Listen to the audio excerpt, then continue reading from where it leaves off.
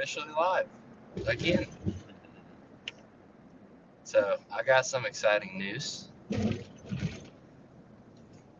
The backdrop and the side drop for the studio is in, and I'm putting it together. Yeah. So I got like a photography backdrop for the. So for a traditional YouTube video that's broke down, it has to be real clean. If you got a bunch of junk in the background, the video ain't gonna do good. It has to look crisp, professional, put together. Has to be in a studio, basically. This is like just kills credibility. I've seen some very, very smart individuals post YouTube videos and they talk decently about a topic, but because the background is like a couch with some dirty underwear on it, it's like no views whatsoever. So that's wild, because some people get the views with like the most oddest, like in the oddest circumstances. I'm not talking about like, I'm not talking about TikToks and stuff. Like, we can make TikToks off of these videos and they do good. They can eventually. Like, the more that I post, the more likely they will at some point do really good. Like, I don't know. I think it's just cool the fact that, you know, we've had like 6,000 views in the since we started. I was gonna ask to go with the things that We've got a comment, and in one of the lives that I did by myself, I was talking about spending time with your children, and the comment said words. Words. And at first I was like, what in the heck does that mean? But I saw the video and it's like, she's like, good words, I guess. That's the connotation of what that means. But I've never heard anybody give a compliment. It's like, words, dude. Not with the S part. Words. So me and my wife maybe were like, add more. Is that a good thing or is that a bad thing? I'm like, I'm talking about spending time with your kids. It's gotta be a good thing. Like, she just is saying she agrees. Or he. Because apparently the viewership is 100% male. Okay. Words. So, next time I hear somebody say something cool, I'm just going to be like, words. Right. I just want to see their reaction to see if it's as weird as mine was. But, we're going to, the back, it's like, did you go to public school? So, when you were in public school, did they make you take pictures? And they brought in that big old backsplash thing that was black, right, for the background photography. So I bought one of those. So it's a 10 by 12 black backsplash. It's gonna go up against the wall. And then I bought some really big, like it's like the dark red burgundy. Yeah, burgundy curtains, and I'm gonna have a curtain rod coming off this way, hanging off of a chain. So it's going to give it a two-dimensional feel. So you got the corner, and then you're going to get the lamp in the corner, and then you're supposed to get a spotlight shining off to the side, so that way it's offset lighting. And me and Lindsay is actually like she's really good with like design of interior design, and I mean, I'm biased, but she had done like mom content for a while where she would like design stuff, put it on Pinterest. At one point, her Pinterest was doing 100,000 views a month. So it was pretty gnarly. She was doing good. Monetizing this is impossible. They don't actually pay anybody. They just you have to do brand affiliations to get paid on Pinterest, and they will push you to do that. Like, she got like Amazon tried to reach out to her, but it's annoying, and you have to actually click on the product. Even if you get like thousands of views on the thing, it's like slim, and then the amount of people that after they click on the product is slim, and then you only get like less than $1 if they do it. I mean, she could, but it takes consistency to make any money at it. Anyway, and the money, she was going to do it regardless if she made money at it or not, because she just loved doing it and she just decided to record it. Anyway, her mother content and the design stuff that she put up on Instagram and on Pinterest was heads and tails better than all the other ones. Like her comparisons, like she showed me the people that she liked that had thousands and thousands of subscribers on YouTube and stuff, and what they would post. I'm like, dude, you're a better designer than they are. It's like hands down better. And then your videos are cooler. Like one time, you know how back in the day they used to like Nightmare Before Christmas. You didn't watch that, did you? I haven't finished or started it. But you started it. So you got them little clay figures. They actually move those tiny little amounts and then they photograph it over and over and over and over and over again in a sequence. And that's how they make that stuff, those videos, look like it's moving. She did that with the kids' room.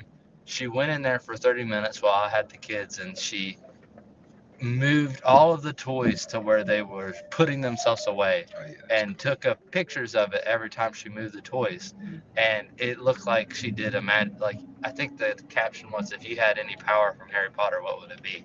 And then it was like that or something of that nature. But it was super dope. It was super cool. Anyway, all that to say that she is really good at like being a prop stylist and lighting and stuff like that. So we done some stuff, and she took some videos from some different angles, seeing how dumb it would look. And we had it in a certain situation, but we were really just trying to figure out the lighting. And she did it at one point, and she edited it, and then she took out like all the wrinkles in the backsplash behind me, and she darkened it just a little bit, but I was still like bright. So the background was dark, slightly burned. I was bright. It looked like a movie. And then I kept on like, I was picking whenever we were taking these little videos, and then one of them I'm like this, and I'll have my hands out. And the little picture, when you're scrolling past it, like it showed a little picture, and I'm like this, and I'm like, that looks like a legit thumbnail. Like, and then you can put in whatever caption. And plug in the caption. So slowly but surely, she upgrading your studio setup. Man, it was like, well, I had this spotlight, and I was using it outside the other day when I was working, putting together we got a play for Christmas for the kids, and I was putting that together. I was using a spotlight, but the spotlight was like a real warm colored light, and we were like, she told me that would be really good for the videos. I was like, you're right. I plug it up, try to turn it on, didn't work. Plug it up to a different outlet, try to turn it on, didn't work. And then lo and behold, there's like these little plastic things that had fallen out, and it was like one of the old style bulbs, and I guess it just burned out. But of course, like it was on for hours, not even a week ago. And then I went to plug it up to try to set up the studio, and my spotlight's down. So we had to figure out some other source of lighting besides the spotlight. So it was a kerfuffle, but I think we're kind of getting it down, especially with her help. So I know this week has the holidays, so it might be a little tight, but maybe since we have 2 days off for Thanksgiving, this Friday might be the day. Like I got the curtains were supposed to come in the day. I already had the black backdrop. I'm gonna put those up tonight and have the studio set up. And if I have the studio set up today, then on Friday all I have to do is go outside and record it. So Your first long form? So the thing is I think it's supposed to be traditional long form, because this is technically long form content. Really, our lives are even longer. It's ridiculously long form content. Even longer form content. I would love to have it broke down in like sections on my thing, like short form content, long form content, even longer form content. You can do it, can't you? Playlist. Yeah, in the playlist, I'll just be goofy like that and say even longer form content. But so if you enjoyed the short, I got even longer. Yeah. But man, I tell you, me and Lindsay were just talking about that yesterday. it's like, of course, that spotlight would go down, and then I didn't really have an effective, in my mind, I didn't have an effective way to hang that tapestry without it getting all wrinkled and stuff. But with her help, we actually came up with a plan in order to put that stuff up without it being all wrinkled and be able to pull it, make it look straight and seamless and all nice and stuff. But it's like everything presents itself as an issue whenever you're trying to do something. Like not having that spotlight. Man, that just tore me up. But we figured it out, and then with some editing. What you plan on making your first video, if you want to tell them? So the title, I'm not sure if it's going to be the title, but the premise is what 4,680 hours of leading men on the job site has taught me about leadership. First video. Okay. So 4,680 hours is a lot. Really, it's probably more than that now. It's been over 2 years, but a lot of hours. And my perceptions of leadership have changed fairly dramatically as my thought has become more deep and intrusive into the idea. Read some literature, got some more insights, and literature with insights then in practice is like awesome. So if you have the literature in practice, then You can try it out in the field. you get to try it, and then you get to see what works and what doesn't work, and experience with leaders around, you know, seeing how they do the job and seeing what I liked as, you know, their students and being under them. Yeah. What you think? Do I suck at leading on the job? I mean, I like to lead by example type of thing. Yeah. You think I lead by example? More, I'll show you, then I'll tell you. Yeah. Okay. Well, that's good. See, you heard it here first. More of a shower than a teller.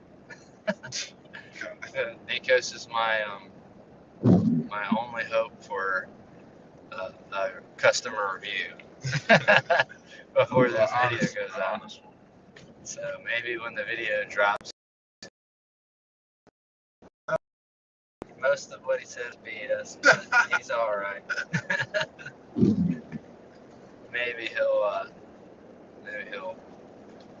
do me that favor. It's been chill so far. Well, we got to do it, Nico. We've been pushing it off forever. Yeah. For the last 5 videos or 4 videos, or however many times it's been, we've been trying to get onto stereotypes, and we have failed miserably to do that every single time.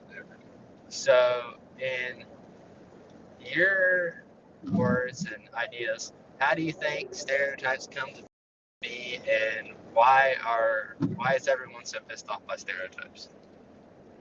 Okay. So for me, I feel like stereotypes get a negative view because people, I think, put too much into a stereotype. We all have stereotypes, biases. That's what I call them, biases. Like, you perceive things before you deal with them, before you engage them. You have a perception of how it's going to be. I feel like that's a good thing. Give your thoughts, your body a heads up, try to prepare for what's going to happen. And that's it. Stereotypes aren't a negative. But I think where we put too much weight in the stereotypes is when we allow stereotypes to be, like, our stereotypes become exactly how a person is or how a group of people are. When you put too much, when it's too solid, like a stereotype is supposed to be like, I don't know how to say it, but like floating. It's not solid. Flexible. It's flexible. Yeah, it's just the first thought or first whim that you saw, or yeah, it just should be a premise. It shouldn't be like the whole Bible. It should not be the solution, or it should not be the answer to what this person is. I think if it's a premise, I feel like stereotypes really aren't a bad thing, because we all do it. And I can't understand. I won't say I can't understand. I don't like. Well, when stereotypes become, we had a conversation maybe a few weeks ago about the Confederate flag and how we saw some people who display the Confederate flag, and we have a certain depiction of how you think they're gonna be, like a clear depiction. Typically, they don't fail you on that premise. Yes, they usually bring through like very strong, and they're exactly who you thought they were. But on the other foot, well, in the same premise, it's actually just, I guess, it's bullheaded to do that. But throughout life, you get certain answers whenever you ask certain questions, and that's one. When I see a Confederate flag, I wonder how is this person going to be? Are they going to be racist? And I typically get that answer back. Let me run this premise by you. So, thinking like definitionally, or at least maybe not definitionally because it's not a definition of it, but like how it's played out in real life. A stereotype is perception wrapped up in identity with lack of information. Yeah. So it's immediate perception that is based in an identity of a person with no information besides like the first moment. Yeah. And I think that a lot of times, I guess it might have to do with the fact that we're typically trained to be able to see more negative things than positive things, so that way we're like running away from danger more than we're like seeking positive things. Yeah. But maybe the perceptions in general are negative. So if you like look on life, you're probably more likely to notice something wrong. Like we're driving home, we'll notice that a car is driving bad before we notice the 3,000 people that are driving perfectly normal. They're just habituated. They don't mean anything towards our goal. But the people that are driving bad will notice them, and that perception will be pulled out. Right. Maybe that's a part of the net. So then anyone that's on the receiving end of something like that, since it's wrapped up into identity, it almost like feels like you're getting put into. Or you're personally getting attacked. Like Yeah. But the thing,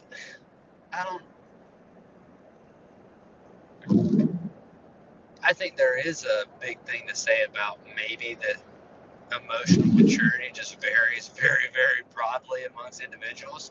But I always tell my friends, like, if somebody comes up to you and let's say they say a stereotype or something, or they stereotype you in some way, right? And it's not true.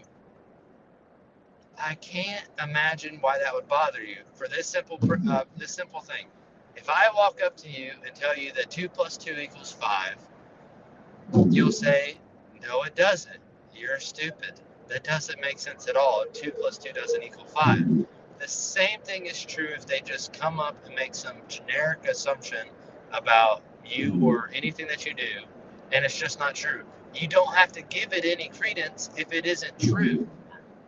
It doesn't have no bearance in reality. If it's not true, then it doesn't have to draw emotional weight. That goes to that emotional intelligence. A lot of people are just so sensitive. Now, maybe it is true, but then you have to do like a value analysis. It's like, okay, what's a good stereotype for white people?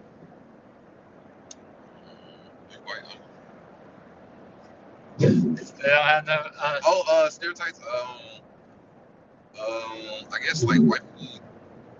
Like, so when I'm on the road, if someone cuts me off or drives aggressively, I'll assume they're white. Like, white, yeah. Just assume they're I think the thing is like a lot of times, because I can think of stereotypes for white people, but it's a very specific, like, angry radical biker stereotype of a white person. See, so when I just thought about when you said the type of stereotype, most of mine stem from arrogance. Yeah.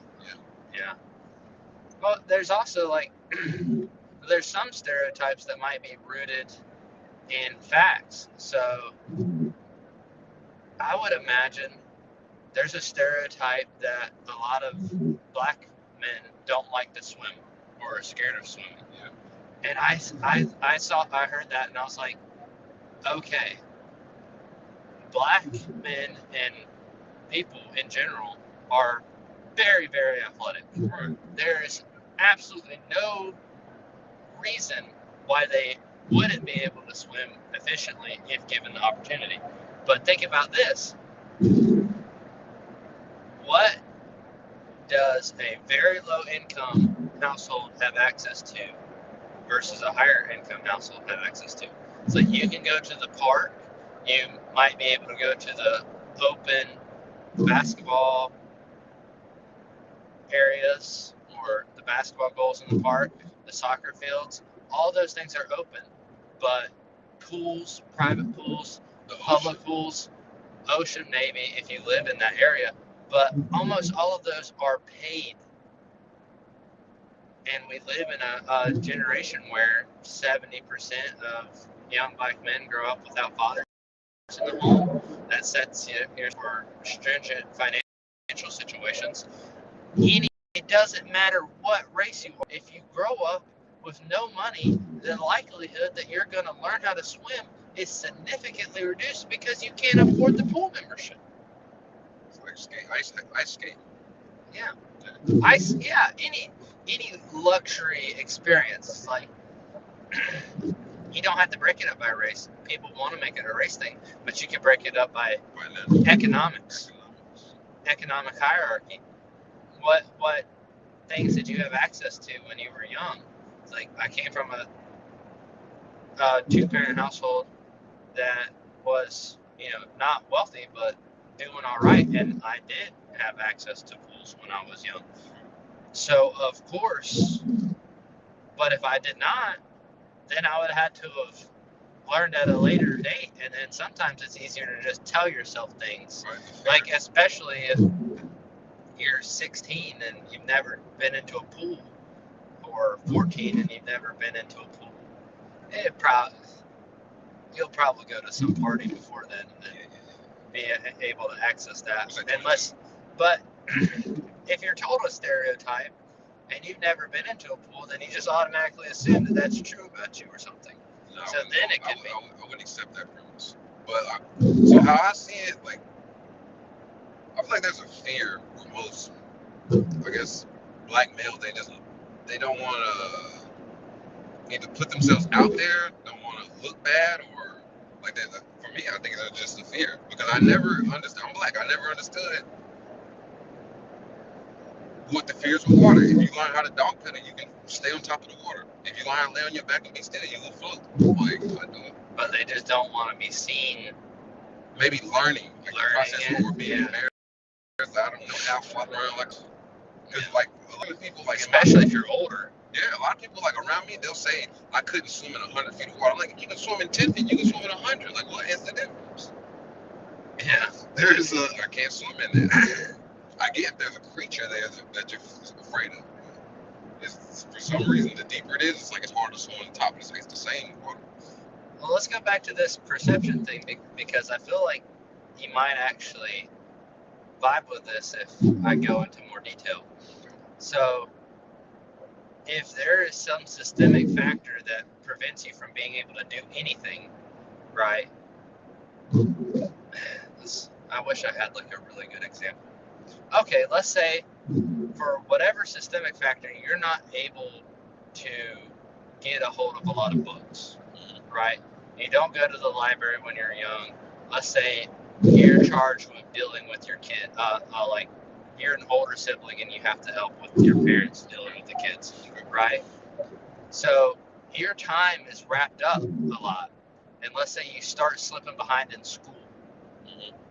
And then from your teachers, from your parents that look at your grades, and from your friends, they all start telling you that you're dumb. And as a young person, you start believing that. Yes. But that's just a premise that's put onto a situation. But let's reverse it. If they weren't as wrapped up in doing all this other stuff, and they had access to, you know, explore creativity into ideas that they are interested in, then they likely aren't dumb. And I They feel just like, are pulled in a direction, and then a narrative is pushed on them, and they accept it. so all right, to go along with that, I feel like in the situation where a kid, And it's specifically with young people. I Yeah. feel like young people do this a lot. where a young person is being told that they are a certain way, but if they have the outlet or the, I don't know if it's the confidence, but like, so when you said slow, we're talking about your call, Or not smart. just not smart, just not smart. So Unintelligent. Whatever. if you, like you say, if you tell a kid constantly something about themselves, they might believe it. But if they have the reassurance either at home or that they get it from themselves, like, so our coworker CJ, he says he built that's great. He says he built cars and electronics as a kid. Mm-hmm. Like this is how he spent time, like having fun or whatever. Mm-hmm. I'm pretty sure if he was in school and someone were to infer that he didn't know or couldn't do, it doesn't matter how he responded. He knows at home I can take this speaker all the way apart and put it back together. I'm not stupid. Like I can do things. Yeah. You said I can, but I know what I can do with these hands. Like the voice from the inside, they can speak for you. Like, and I'd imagine somebody that doesn't necessarily have access to be able to do yes, stuff they like that. never built that voice up to be able to combat. Like, you know, I know something. You have to have some kind of life experience to back your self-worth against. Yeah, exactly. You know, it's like, well, especially if whatever the people are saying maps reality to a certain extent, because I don't know, I'm trying to think of one that happened to me. It's like something. Okay, I got one. So for the longest time, I had very low emotion in my voice. It's like it's something that I have to practice, and I've tried to expand my vocabulary and speak differently on purpose.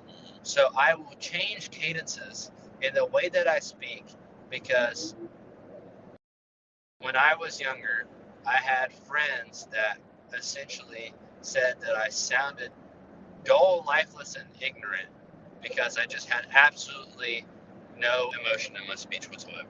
Yeah, that's crazy. But I knew that I could do other things. So I had a stability, but regardless, even though I had that, it was still quite negatively impactful because I was like, I was literally looking at myself in the mirror at one point and trying to speak more fervently, like showing more emotion. And I don't know, I kind of got to the point where I was just like, I'm doing too much to please people. But to a certain extent, if my voice was completely emotionless and dull and had no aptitude, then maybe it was beneficial that they told me that. You know, because it mapped the reality to at least a certain extent. I don't know if it was, you know, kind-hearted or malicious in the intention initially. So that's a big player, but that was something that happened. It mapped reality, so I knew that they were telling the truth. Because I could tell. I was actually pretty good at dry humor because I just didn't always spoke like, yeah, that's whatever. I don't really care. It's okay. Like I didn't overspeak. I wasn't very declarative.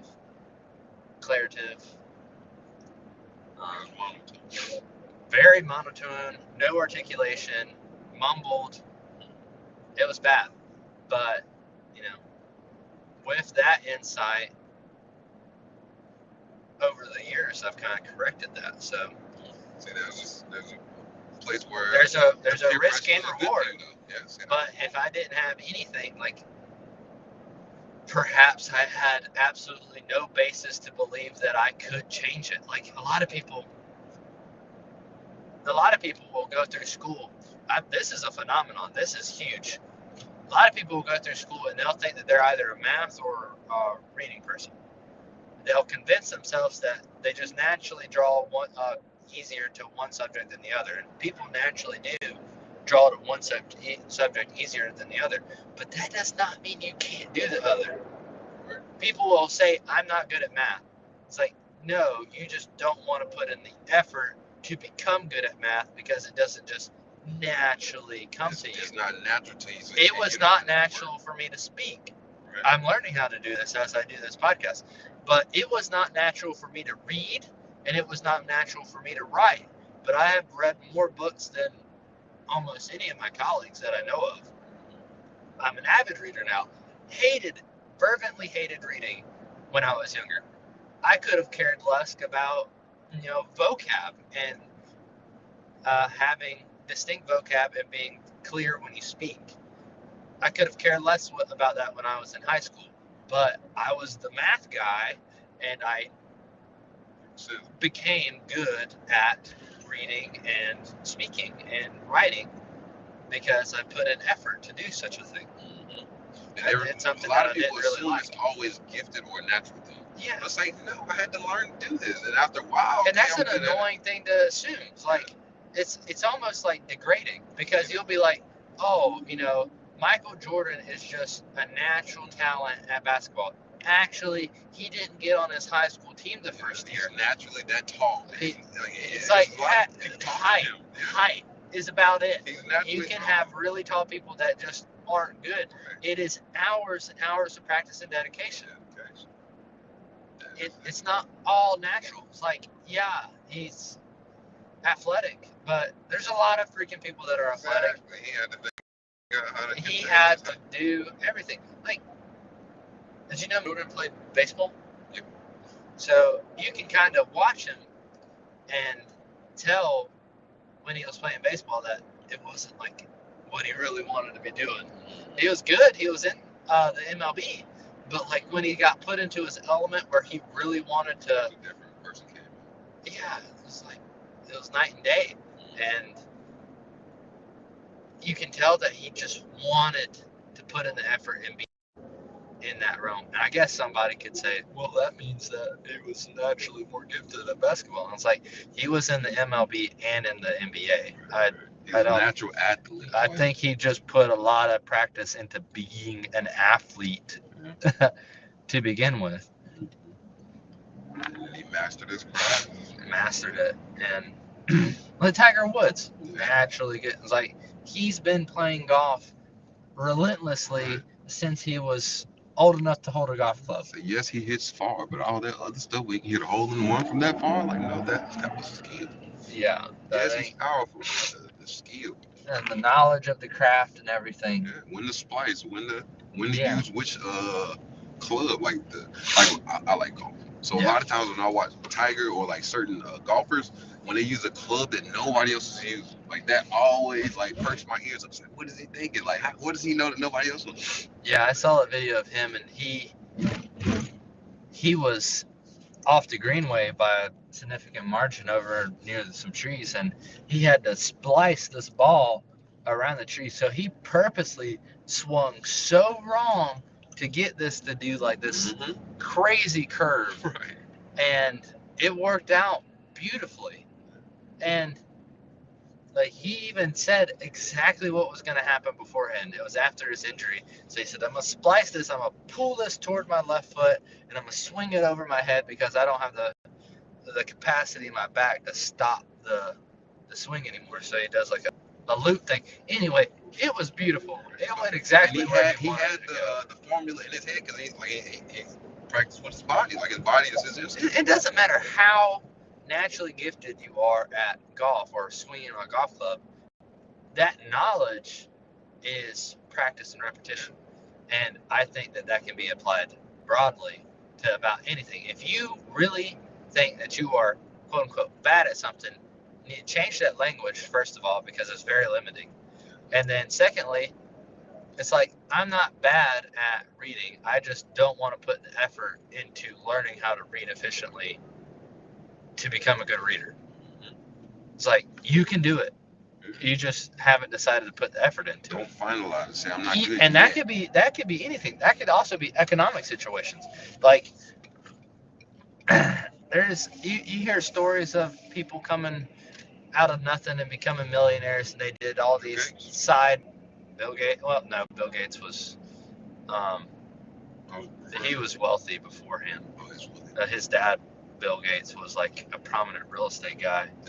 I just noticed how he didn't graduate and how he still Well, working. actually, he was in Harvard. He dropped out to make the computer to start Microsoft, and then he went back and got an honorary degree. So he kind of did halfway go to school, but anyway, you do got these. Maybe not on that big of. Okay, well, not Bill Gates, but Jeff Bezos. He started Amazon out of his garage when he was working a full time job. Okay. I don't know if he's college educated or not, but But he that's started from regardless. He had to start it out of his job. Originally, Amazon was a bookstore, I remember that. an online I remember that bookstore, once upon a time. and Now they got TV. but people Shipping. will come home from their regular job and they'll be like, man, I wish I was a millionaire. But then they go home and they don't do anything else to try to get them an edge. Yeah. Just an edge, just a little margin. They won't do that. A lot of people will want something and then not do it. There's a great psychoanalyst is well, not a psychoanalyst, but he's a psychology researcher named William James, and his premise on life fulfillment is you got expectations and you got realities. And if you don't want to take the reality that goes with the expectation, then just lower the expectation to get more fulfillment. It's like a it's like a formula for fulfillment. So if I want to be worth $100 million and do this thing or do whatever, but then I realize how much work it will take to do that, then I can just lower my expectation and still be fulfilled. It's funny you said that. So I got two. So for me, I always had the opposite premise when it comes to stuff like that. Is for me the way I say it is you aim for the moon, you hit a star, or you aim for the stars, you'll land on the moon. Like Yeah. I wouldn't go lower to try to like get there. Like if I can think I can get there, I want to aim higher. Well, it's more like a complete conception. It's like I know for a fact that I'm not gonna make those sacrifices. Like Okay, hold. really, really, really wealthy people, like you think about Jeff Bezos and Elon Musk and all those people, the richest people in the world. It's like you probably don't want their life. So yeah, that's what I was about to go with my second one. So I think the best podcast you played, I can't remember who it was, but they were talking about how the people that don't have yet, the reason they don't have it, well, The they don't have-nots. they don't know how hard it is. They don't know how hard the people that have it work. Because the guy Yeah. was saying he worked how Alex many? Hermosi. That was insane. He I like is that because he was saying basically like the only reason they aren't where I so. am, like they stop eventually. I don't stop. When I get So off work, I'll I keep tell working. his story to access that point.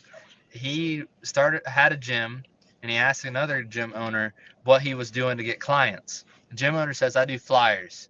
So Alex, he goes out and he prints out 300 flyers and he puts them out, and 2 weeks come by and nothing happens. And the other guy calls him back and he's like, how did it work? Did you put out some flyers? And Alex was like, it sucked. Nothing happened. And he's like, well, how big was your test size? And Alex was like, test size? And he's like, yeah, how big was your test size? And he's like, what do you mean? He's like, oh, well, we do a test run of flyers to see if the flyer is good of 5,000 flyers. And out of a couple different tests, whichever one generates the most customers, we do like, it was like 15,000 flyers a day for the next, month. Yeah. So Alex did 300, and the other guy did 5,000 for a Right, that was test, the test. Yeah. and then went ahead and did almost 150,000 flyers in the month. And Alex was like, I just didn't realize that he was literally working 80 times more than me. hmm and wondered how he had success and I didn't. Some people are literally, one way or another, just doing 80 times more. And that goes back to whenever you think it's natural. Like, it's that same premise. Like, it's not natural, and there is no shortcut. Like, if you want Unless it, you inherit it you gotta grind. or you win the lottery. But that's probably not good either because you're gonna give blow it all or it's away gonna be hit with taxes. because you're not gonna You ain't gonna know how to manage it. you're not gonna feel the worth of it. There's a I wish I knew the name of it, but it's almost like a guilt complex that you get when you win the lottery. Mhm. It feels like you didn't earn the money, so you have to get rid of Yeah. it. It feels like a weight. I would hate to win that money, man. Yeah. I don't know. I would have to do something with it that was productive. Right. Like if I just like, I don't know. Maybe it's just the amount of money in my head because I think about it way too much. But it would have to be going for some good uses. Me, I'm too much of a giver. It's like everybody around me would be rich. And then in a couple months, they won't be anymore. Damn. Well, that was this stream. Shorter one, even though it's still 41 minutes long. All right, we but made the topic. We got on topic today. we got on topic. We actually had two somewhat relatively followable topics. Yes. Hope y'all enjoyed it. Thank you.